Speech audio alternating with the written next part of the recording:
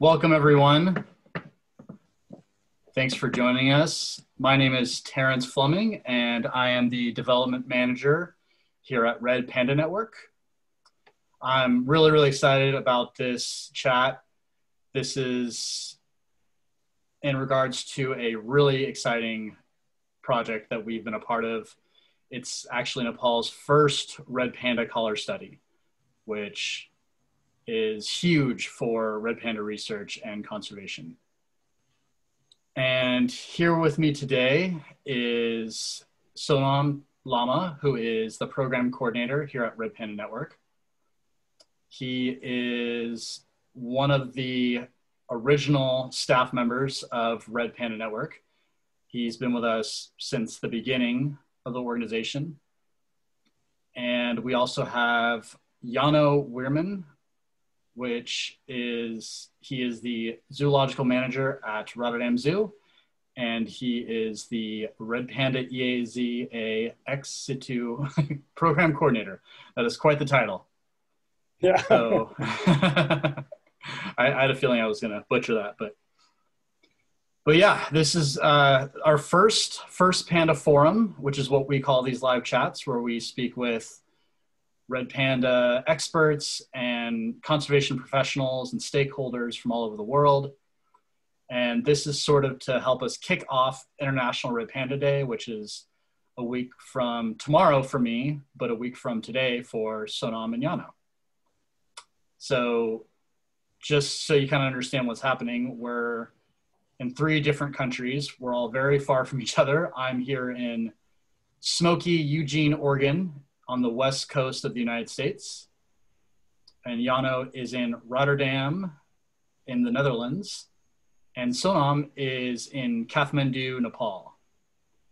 So if there's any issues with connection or whatnot, that's probably part of the reason. So thanks for being patient. And so today we're really going to dive into what the study is all about.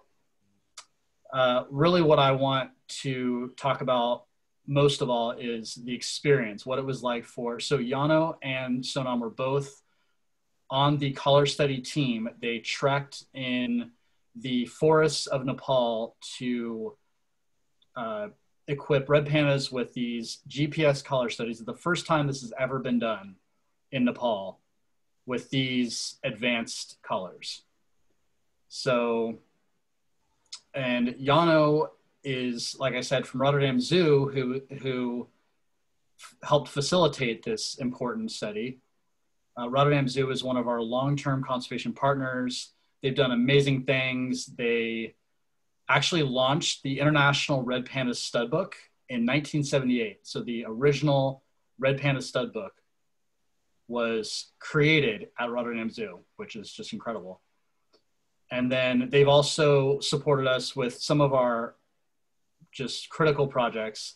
They helped us with, they funded a intensive camera trap mammal survey in the PIT corridor, which has been huge for our research in Nepal. And they also have supported our Forest Guardian program through the EEP program. And they've also supported us with Plant a Red Panda Home, which is, if you haven't heard of that, it is our campaign to reforest core habitat that's been degraded, that's been deforested and fragmented in Nepal. And our goal is to create a continuous wildlife corridor in Nepal and connect about 400 fragments of forest. So they're helping us with that, which is amazing. And the Plant a Red Panda Home project is actually what we are fundraising for International Red Panda Day. So if you haven't checked out our virtual event page, please, you can go to our website at redpandanetwork.org, and you can go to the page from there, or you can go to givebutter.com/IRPD 2020, which is where we're hosting our virtual event 1 week from today, or tomorrow if you're Janno and Sonam. And we have some opportunities there to get involved. We are fundraising, and we actually have a matching gift program right now. So any donations received through any IRPD fundraisers are actually matched ×2, which is great. And essentially, however much you donate is how many trees we'll plant. So if you donate $25, we're going to plant 25 trees in critical red panda habitat in Nepal. So yeah, this is a huge year for red panda conservation, and we're really excited about the celebration. So moving on. So this isn't about, we're not at International Red Panda Day yet. This is about Nepal's first red panda GPS collar study, which was actually started last year. And we actually equipped 10 red pandas with GPS satellite collars in the PIT corridor, which is what we call the area we work in eastern Nepal. It's the Panchtar, Elam, and Tablajung districts. And it's a belt of forest in eastern Nepal that actually connects protected areas in Nepal and India. It's a very important place for a lot of different wildlife. It's actually part of a bigger eco region that's actually considered a global hotspot. This is a very important area, and it's a very important area for red pandas in conservation. It's actually home to 25% of Nepal's red pandas. And it's a place that we are working to establish a community protected forest. So we're working with local communities to protect their forest. And this is actually the place where this collar study was carried out, which is really great. So we're going to hear from Janno and Sonam, and they're going to tell us about their experience in the PIT corridor and what it was like to collar these pandas. So I want to start with Sonam, and I just want to ask, what was it like tracking the pandas and collaring them? Just tell me all about that. Hi, everyone. Thank you for joining us on the Facebook Live. And thank you for the intro, Taryn. And thank you for having me and Janno on this Facebook Live chat. And the tracking of the panda was really a new experience for all of the team members of Red Panda Network in Nepal. And it was a very thrilling experience because we have done this one for the first time. And we didn't have any kind of knowledge on animal handling. So it was great experience and great support from Janno from the Rotterdam Zoo to have him here to teach us how to handle the wild animals in wild. Very cool. So how many days were you actually out there? We started from September last year. It has been nearly a year now. And then we completed our expedition in December 2019. So it was basically 3 months, but we were in the field for around 50 days. And it took us, in average, 5 days to track one red panda. And it was like, we spent around 476 man days by all of the team members. And we spent around 3,000 working hours in the field. Wow, it's a long time. So yes, this question is for both of you, and we can have Janno start. What was one of your favorite parts of the experience, or do you have any favorite stories? Yeah, hello everybody. Yeah, it was an experience of a lifetime, especially as a Western going to Nepal in the mountains over there. It was, first of all, great to meet all the locals. Delicious food. They were so open. You just went into their homes and just participated in the daily routine. That was exciting. But even more exciting was just to go into the fields in the undergrowth, searching for pandas. It was, of course, I worked in the zoo for 20 years and I cared for pandas for 20 years, and that was great. But seeing them in nature, that was just, it's unbelievable. It was so great to be there. And to participate with all the forest guardians and with the red panda guys, it was really great. And then seeing one for the first time after 5 days, I think it was pouring with rain. It was terrible. So we had to wait for I think 3 or 4 days before we even could go to the forest, because it was too wet and it was moist and we got a lot of mist, so we couldn't track the pandas very well. Luckily, we had a lot of forest guardians over there with a large amount of experience in tracking pandas. But seeing a panda for the first time in nature was a brilliant experience. Very cool. And how about you, Sonam?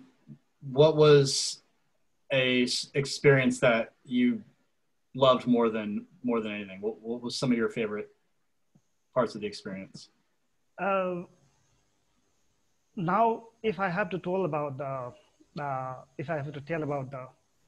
experience, the favorite experience, it was not that favorite at that time when we were in the field, because one panda that we had to try for 4 times because she escaped for 3 times.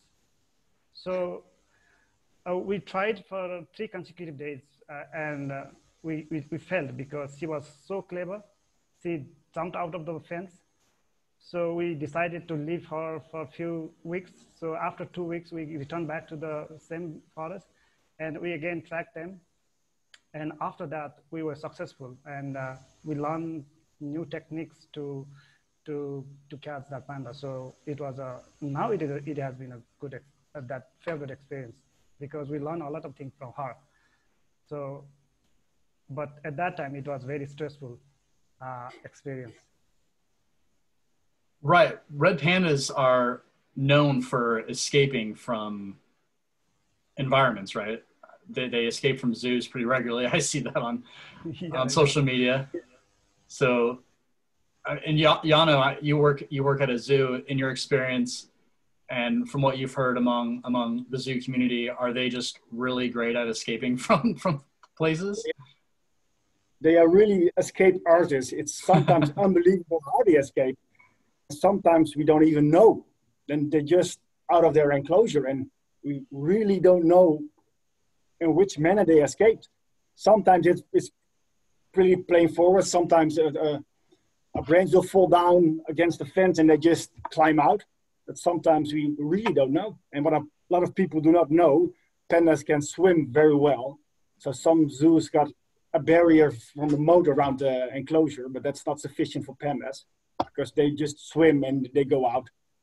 But yeah, they are so agile. If you see them walking, you don't think that they can't jump very high, but they can climb up to smooth material. So it's very difficult to catch them. And that was, I think, the biggest challenge in the research, how we could catch a panda in a safe manner, because it has to be safe, of course, because we do not want to lose a panda in nature. So we had to prepare very well. But they are real escape artists. Yeah, they are. That's awesome. Great. Well, yeah, speaking of pandas, let's talk about some red pandas, because that's why we're here, right?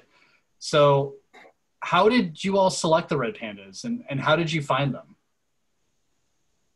We can start with Janno this time.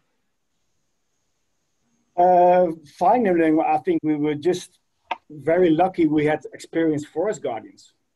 Because if I go into the forest and you think the red panda is red, so it's very easy to spot him, but that's not the case at all, because when he's up the tree, it just blends in with the canopy, so it's almost impossible to see them.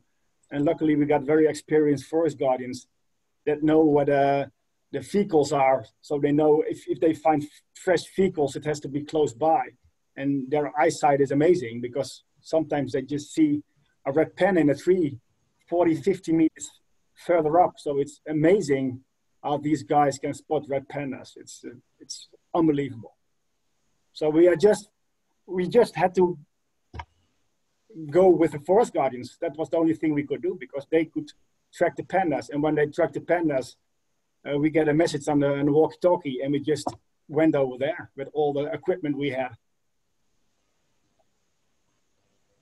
Great. Yeah, our forest guardians are incredible. They are so skilled at finding the red pandas and knowing the forest and knowing the terrain. And yeah, so Janno, could you sort of tell us about what safety measures were used to ensure the safety of the pandas?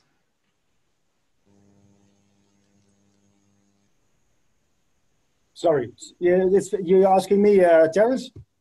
Yeah, sorry. Yeah, this question's for Janno. Yeah, yeah. I think that was the most important thing before the research. We wanted to have safe colors. We wanted to know exactly that we couldn't harm the red pandas with the colors, that the behavior would stay the same, so that they can breed, they can get offspring. That was very important.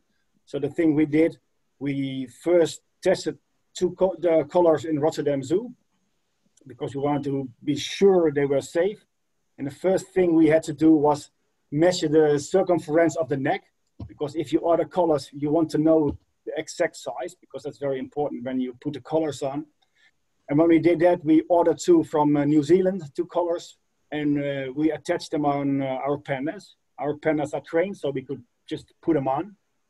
And then it was also a learning experience for us. What would happen? Do they just go back to normal with a normal behavior? Do they get some problems with the color around the neck? And we observed them for 3 months, and luckily nothing happened. The amazing thing was when we just put on the color, we thought, now the panda will scratch and just do not like the colors. But amazingly, he just had a color on and he didn't notice it at all. He just went on in his way, and he just ignored the color. But we were very happy we just could test them in a captive environment, and we just had vets around if something went wrong. But luckily everything went okay, and we didn't have to change the design of the colors. So we just could go forward with the research. And I think it was also very important for the Nepali government that they knew the colors were tested before going to the wild. So I think we did everything to make it as safe as possible. Right, and you have one of those collars with you, don't you? Yeah, I've got the one collar we used in Rotterdam Zoo. Okay. I don't know if people can see him from here. It's the collar with the different things on here. The thing on here, that's the battery. That's very important, because the battery has to work for at least 1 year. So that's pretty long. And from here, it's the antenna from the VHF. If something went wrong with the battery or something like that, then you can track it with the VHF. And on top of here, this is what makes the connection with the satellite. So that's very important, because we got a fix. We call it a fix. So he's communicating with the satellite every 2 hours. And on here you see a device.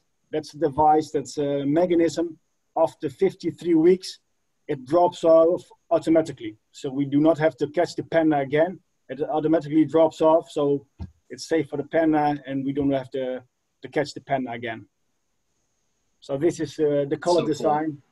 Yeah, that's used in a lot of other mammals as well, but we just adjusted a little bit for red pandas. State of the art. That's great.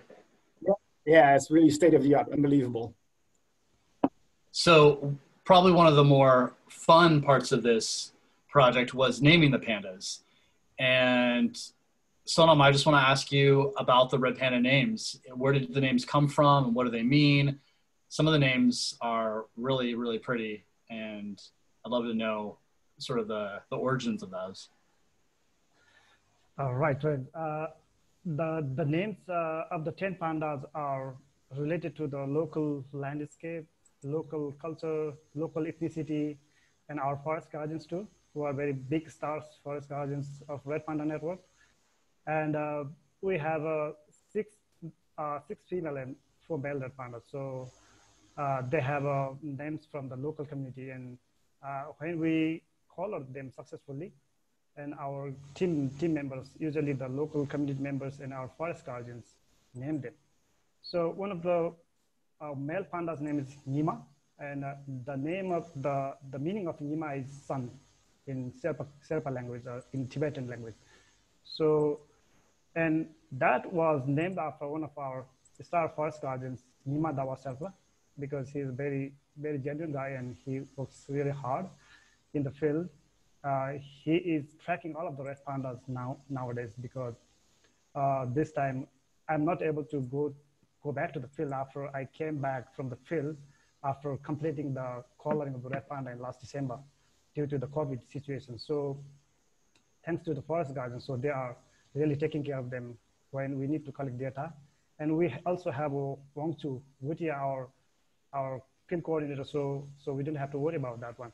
And the other names are, if we talk about one of the female red panda, that's Metata, and it's from the Rai. There's a Rai community in that area, and the meaning of Metata in the Rai community is daughter.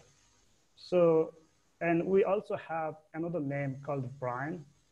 Brian is our Red Panda Network's founder. So, and he was the first person to study Red Panda in the Ilam district or Eastern Nepal.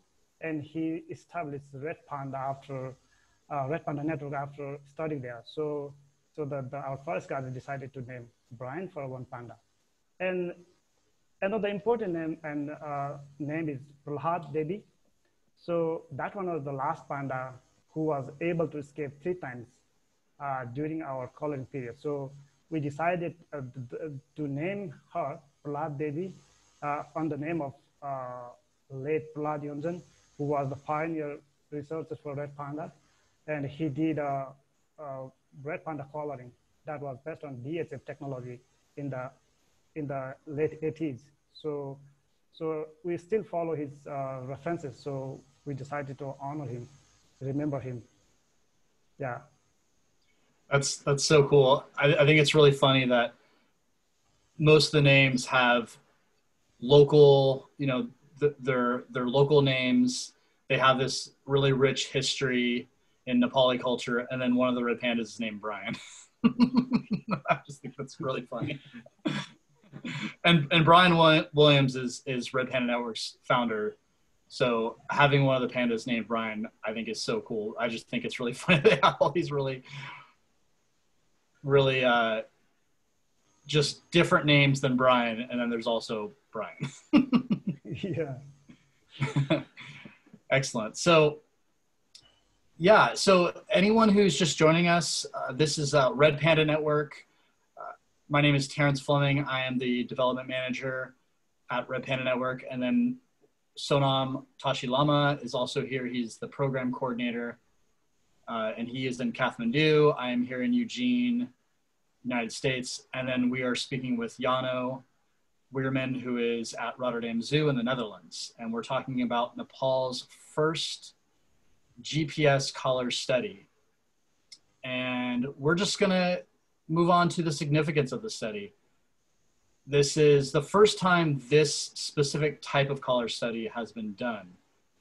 And there was a study done by a man named Janssen a while back, but it wasn't a GPS collar study.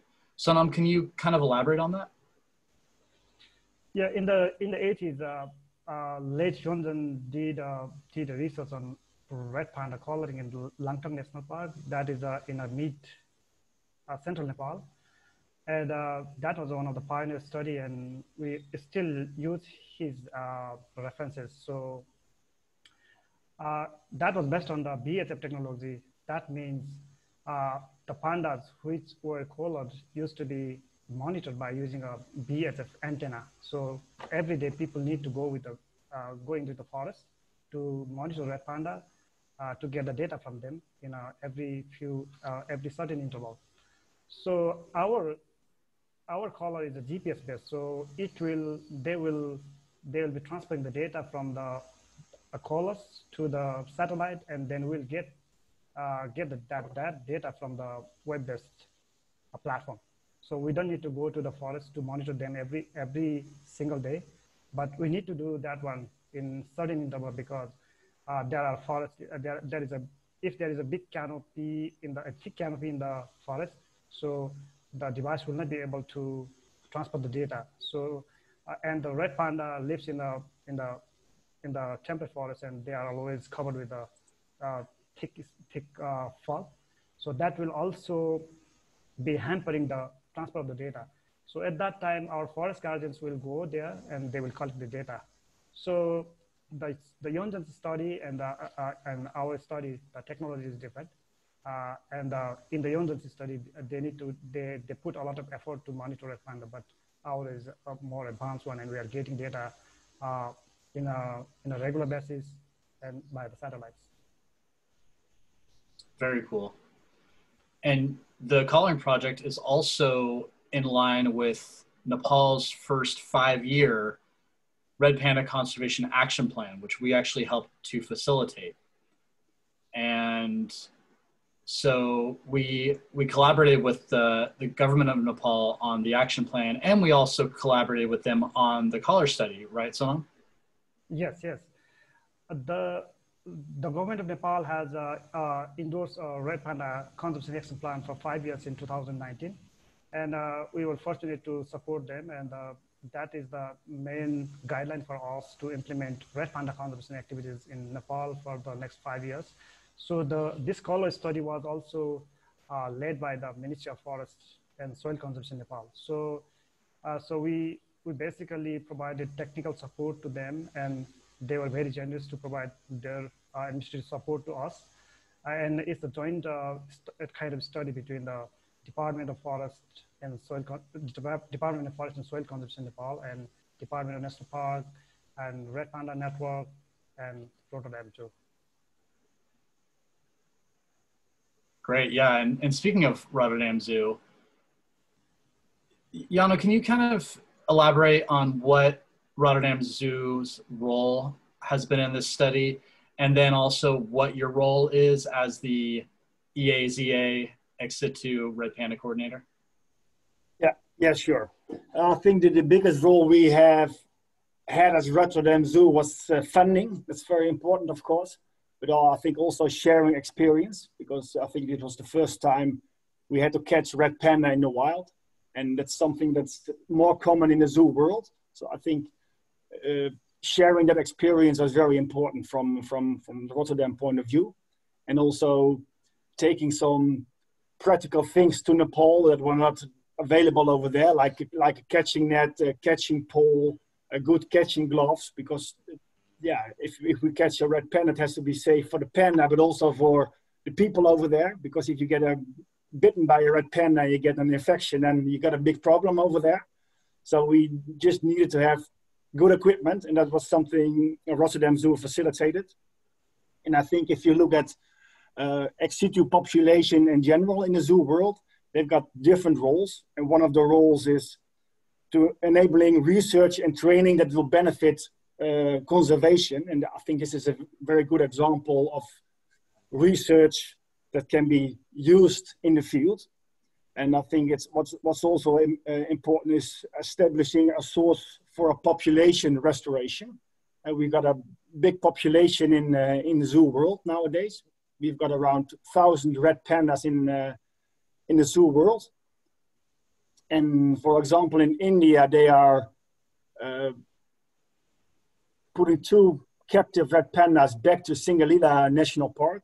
First in a very big enclosure, if you will call it. It's a strip of forest that's just surrounded by fencing.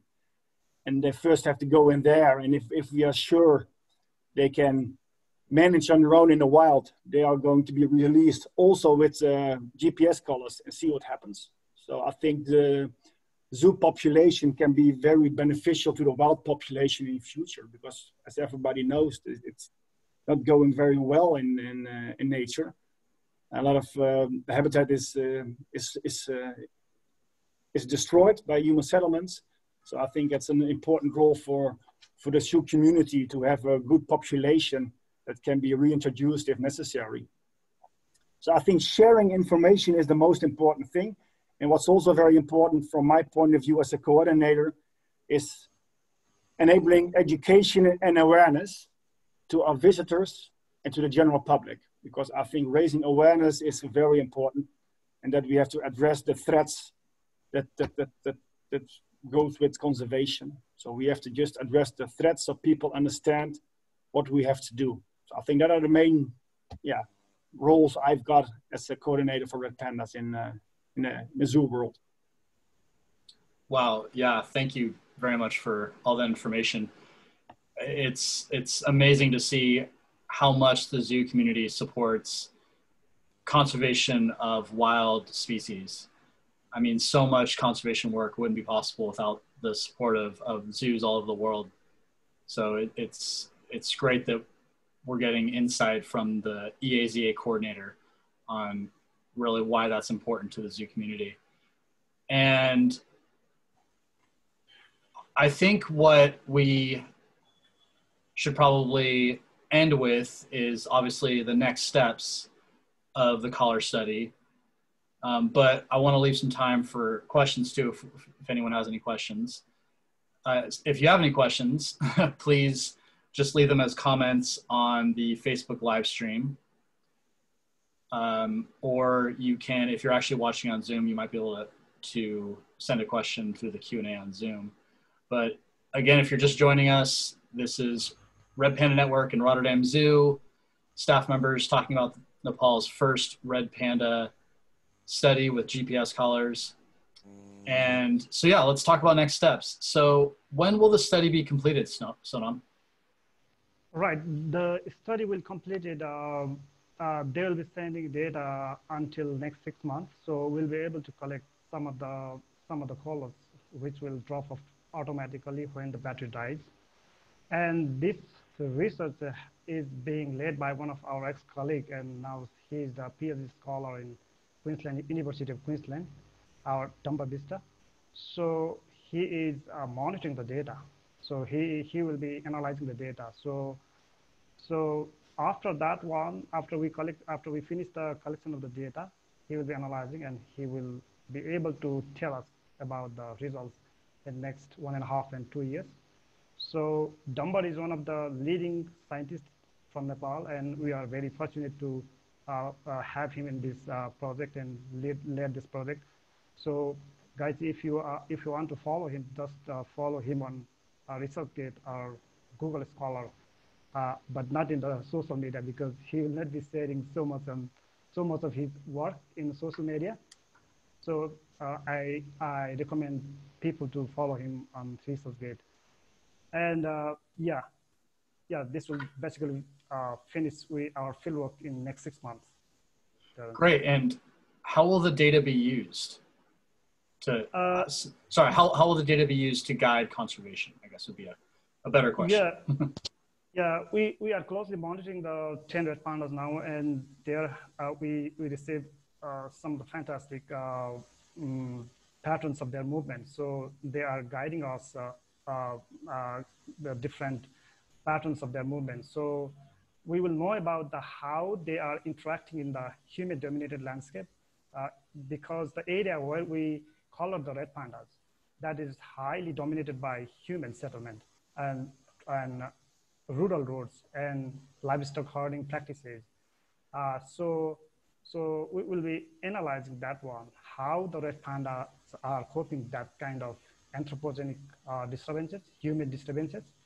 And our focus is, as you mentioned earlier, is habitat management for the red panda conservation, plant a red panda home project. So we'll know about how the fragmentation of red panda habitat in Nepal is disturbing the free movement of red pandas in the wild. So we also have some clues. So that kind of clues are our guidelines for developing conservation goals, developing conservation activities. So in the next 2 years, the results will definitely guide us to devise the conservation activities that are targeted for red panda conservation. It will guide government of Nepal and conservation organizations around the world to devise sound conservation practices. That's amazing.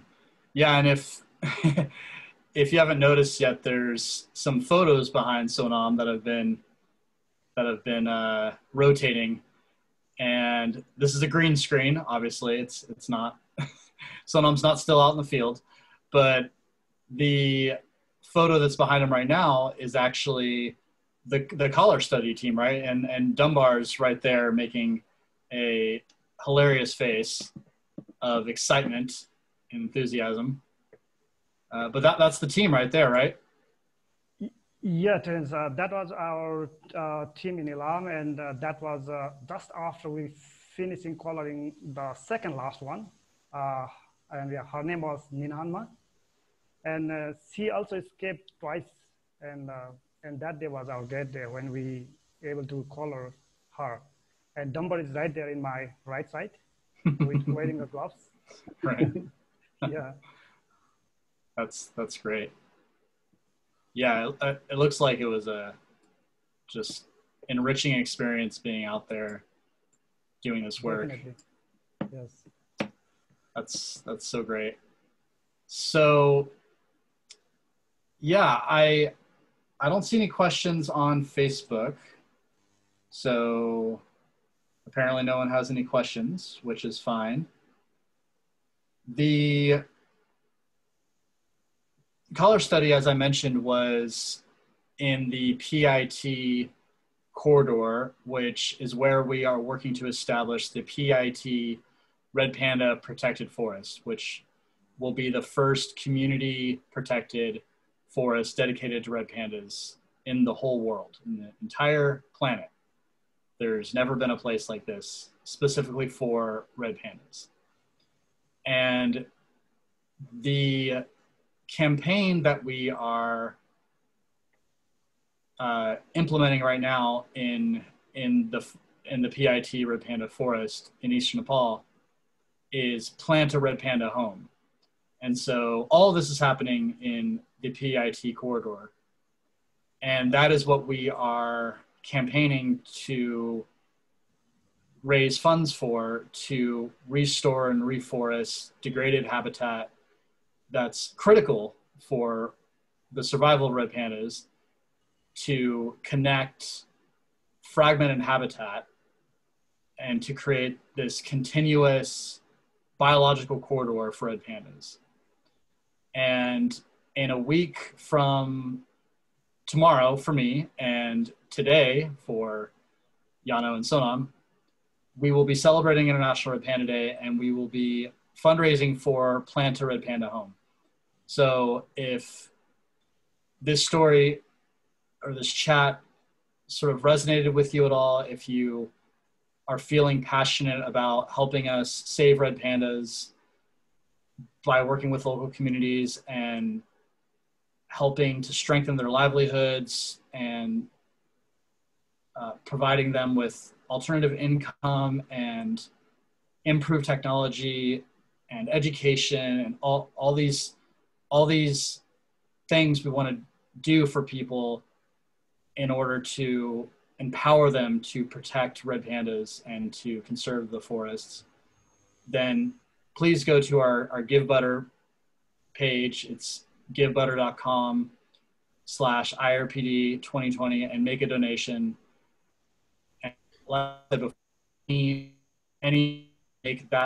will be the number of trees we plant. So if you give $25, we'll plant 25 trees. If you give $50, we'll plant 50 trees. And this is all in the same region as where the collar study has been happening.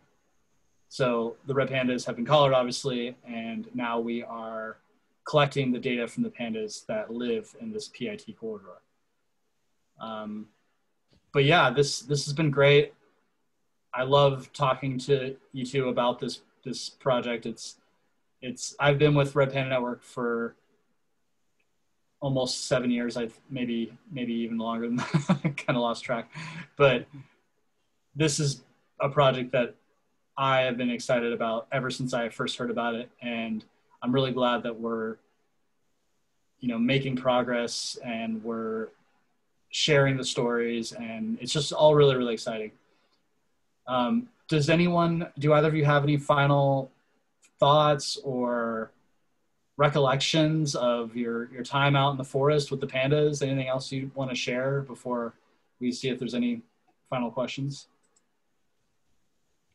Yeah, what I can say is, for a European guy it was great to be there, and that we have to be humble. And if you see how the people over there, how they live and how they work and how they are just like a family, it's amazing. And I think we can learn from that. We think we are advanced with all our technology, but if you look at them, how they do their daily life, it's nothing but respect. And I think that's back to nature. And I think that's the way forward. Not too much social media, but just talk to each other. And that's what's happening over there. And it was a privilege to be there. It's an experience of a lifetime.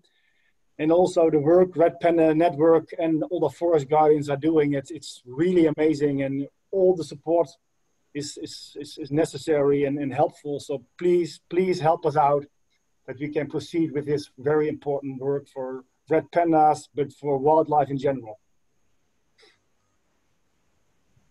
Thank you, Janno. How about you, Sonam? Do you have any final thoughts or stories you want to share? Yeah. Any more pictures to show? Yeah. I have one more pictures to show. We are very thankful. The Red Panda Network is very thankful to the Rotterdam Zoo for the long-term collaboration. We are very fortunate to have Janno in the field and to guide us to handling the animal, because it is a very sensitive issue to handle such a tiny animal, and which is endangered one. And Red Panda Network is also thankful to the Ministry of Forests, the government of Nepal, Division Forest Office Ilam, and all the forest guardians. Without the support of them, we would not be able to do that one. And the local community of Ilam district and our partner organizations in Ilam, mountain organizations Nepal, and Dhanbad, Khamdag, and everyone in Deep Youth Club in Pastor, and all the Red Panda supporters from around the world. You are supporting us. That's why we are being able to do this one, and this will definitely guide us for another few decades in red panda conservation, because this one is based on the science, cutting edge science. So this will definitely guide us for the conservation of red panda in next few decades in red panda regions. So we are also looking forward for the regional cooperation between India and in the Bhutan. So we recently did an MOU with one organization in Bhutan. So we are trying to elaborate our reach. So for that one, we are always thankful to the support from around the world, and we look forward that support to get one. Yeah. Absolutely. Hey, Sonam, there's a red panda behind you. Yeah, she is Metata. She is Metata. Oh, okay. So Yeah. that's one of the pandas we call her. Yeah, she is one of the pandas we call it, and the picture was taken by Dumba when we were tracking another panda, the 3-time escaper. Wow, she's an impressive panda. Yeah. That's great. Well, okay, yeah, I don't see any questions, so yeah. Thank you both very much. This has been outstanding. I can't wait to hear updates about the collar study and to see what the data can provide for us when it comes to guidance and conservation, and just the work that Rotterdam Zoo is doing and the people out in the field in Nepal are doing. Is just, I just feel so honored to be a part of it in the little way that I am, which is right now talking to you all and trying to share the stories and everything. But anyway, yeah, thank you both so much, and have a great day for you. It's almost midnight for me, but have a great Saturday, and we'll see you all in a week for International Red Panda Day 2020. It'll be different this year, but it'll still be fun. Yes, Terence, advance happy International Red Panda Day to you and everyone. who are watching. And thank you for organizing this Facebook Live. And I enjoyed the chat today. Me too. All right. Yeah, thank you for hosting this nice webinar. Really enjoyed it, and hopefully hopefully in about a week we get a very successful Red Panda Day. So all join us. Yeah, I'm seeing some comments from Gangaram and Manoj, who are my friends, and they are talking about this one. And thank you, Manoj and Ganga, for commenting us and watching, sharing. Yeah, thank you. Oh, actually, sorry, Justin Fairchild, who is someone who loves red pandas and is a supporter and member of Red Panda Network. He commented, I hope the Forest Guardians didn't get too many bites and scratches. So just to give this some context, Justin Fairchild also attended one of our eco trips to Nepal. Mm-hmm. And he asks, were there any surprises so far in the collar data? Can you infer things like shared food or latrine sites from the data? Great questions. Hi, Justin. Thank you for joining us live today, and thank you for your questions. I enjoyed when you came here for the eco trip, and you are a regular supporter of Red Panda Network. And yeah, there have been some exciting data from the collared red pandas. Like some of the red pandas are really traveling very far, and which are sub-adults. And there are a lot of fragmentation in between. So they are taking they are just taking, they have to take a lot of twists. So that's one concern for us to reforest that areas. And yeah, our forest guardians were able to get data during this time, and they are monitoring them. And there were no any injuries during the collaring. Some little bit scratches when handling the red pandas. I got one, but that was minor. And we were vaccinated before we went there, so that was not a concern. Yeah, thank you for your questions, Justin. Yeah, great questions. Yeah, and the data that you're seeing already is already helping us to direct our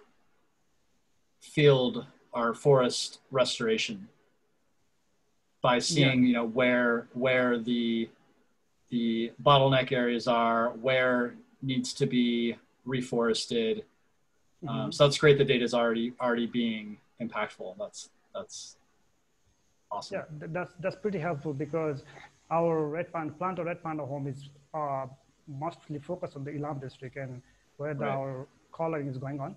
So there is a place called Jaubari, and that area is completely abandoned by the red pandas, because that has a huge barren landscape, around 700 hectares of barren landscape. So that's a major bottleneck for the free movement of red panda between Indian and Nepalese habitat. So we are developing plans to restore that area. So yeah, the data are really helpful to guide us. Outstanding. Great. So I don't see any more questions. So I think we can actually say goodbye for real this time. But yeah, it's been great. Thank you both, and have a great Saturday, and happy International Red Panda Day. Yay. Thank you. Thank you. Thank you very much. Thanks so much. Bye-bye. Thank you. Bye-bye.